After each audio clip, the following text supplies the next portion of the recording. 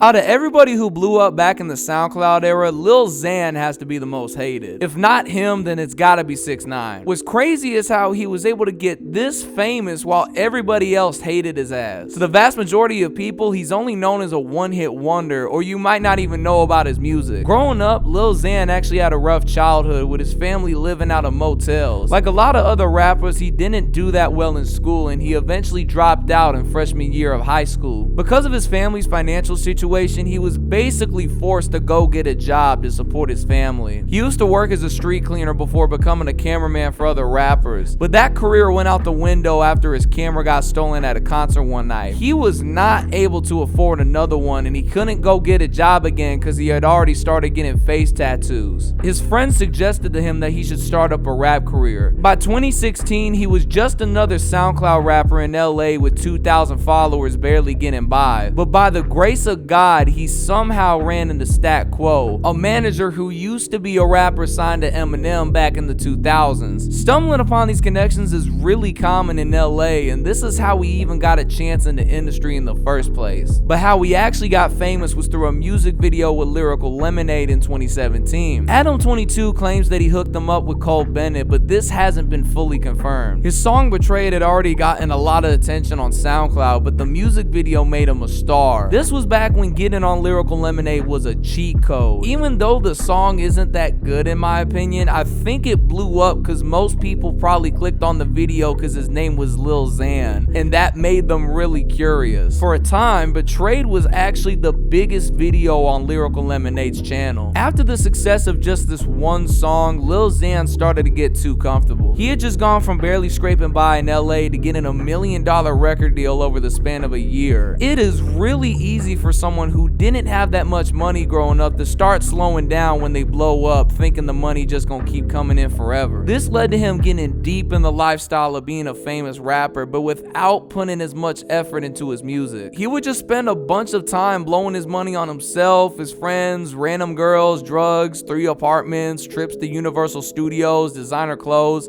and so many other things. But when he did go to the studio, he didn't put in as much effort on the songs, which led to his debut album Total Xanarchy doing horribly. I've seen albums flop before, but this album was considered one of the worst releases of 2018. If those songs were somehow worse than Betrayed, then god damn, this album's gotta be terrible. After Total Xanarchy flopped, Lil Xan had come out and blamed his label for the album flopping. I dropped like a mixtape that I thought that got way more like positive reviews than my album, and it should have been my album because my first album wasn't put together by me. It was put together by my management, and you know, I love my management, but I mean, they f***ed my first album completely up.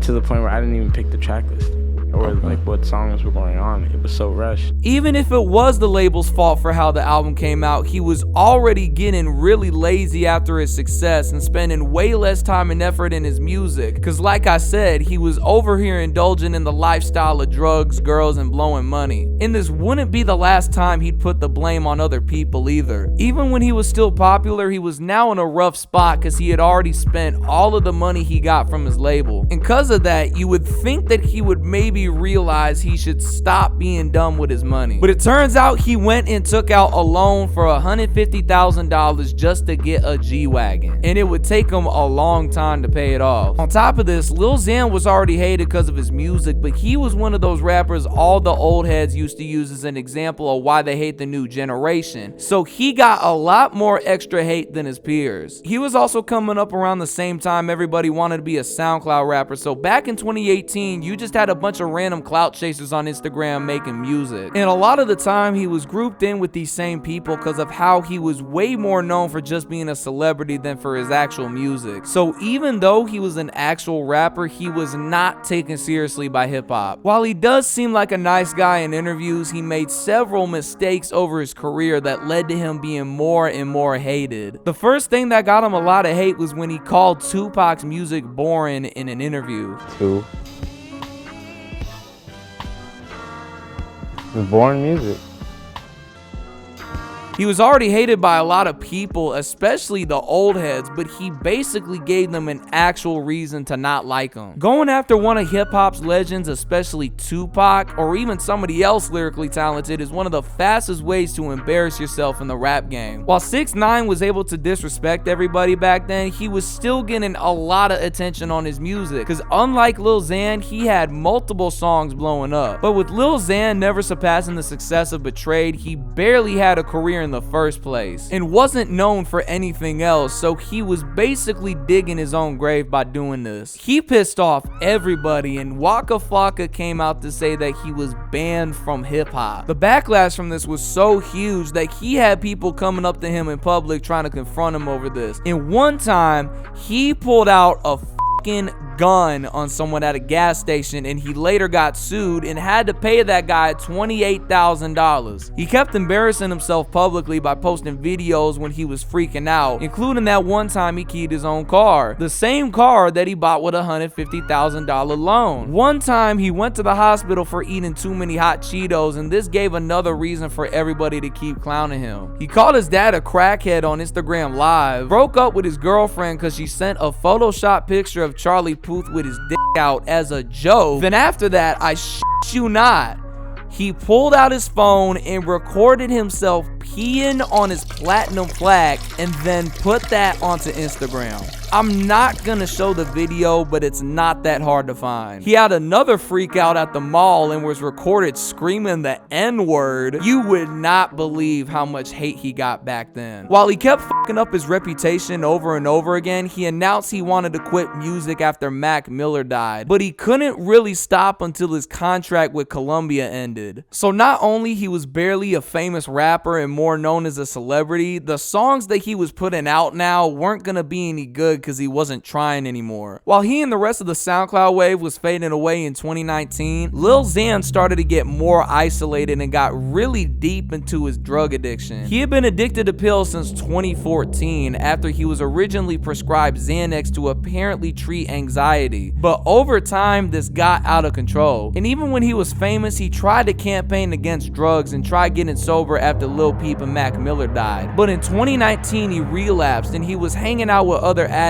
that were encouraging this behavior. When he tried quitting drugs again, he tried quitting cold turkey, which led to him having severe withdrawals and having full-on seizures. Understandably, during this time, he was so deep into addiction that he wasn't even able to do much for his career at this point, and he was just fading off into the background. And when the pandemic hit back in 2020, it just kept going. Throughout 2020, his addiction got even worse, with him taking over 20 pills a day, and he kept having to go to the hospital because of all the seizures he had from trying to quit cold turkey. The constant hospital visits were a huge wake-up call for him to get this under control. After this point, he kept going through a cycle of getting sober and then relapsing until he was finally able to get completely sober in 2022. Around this time, he had a falling out with his manager Stat Quo, and he made this very public. People saw Lil Xan again for the first time in years when he put out this video. Do you guys remember the whole Lil Peep, the story where his management was giving him drugs?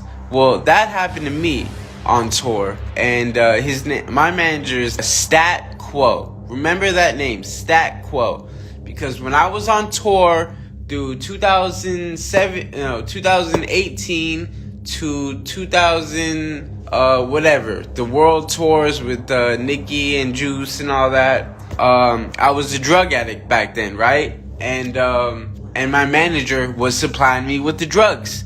He knew all my plugs, so if I couldn't perform because I was withdrawing back then, you know, he would call, make calls, send $5,000 out here, $5,000 out here, just to ship the drugs to wherever we're at in the world. This got him in some drama, with Adam22 calling him out for putting the blame on his manager who didn't even do drugs. And this whole situation again left a sour taste in people's mouths. After that, there hasn't been a whole lot going on with him recently. Other than backing out of a tour at the last minute because they didn't give him a tour bus, and that one time he kicked the dude in the audience, Lil Xan hasn't really been up to much.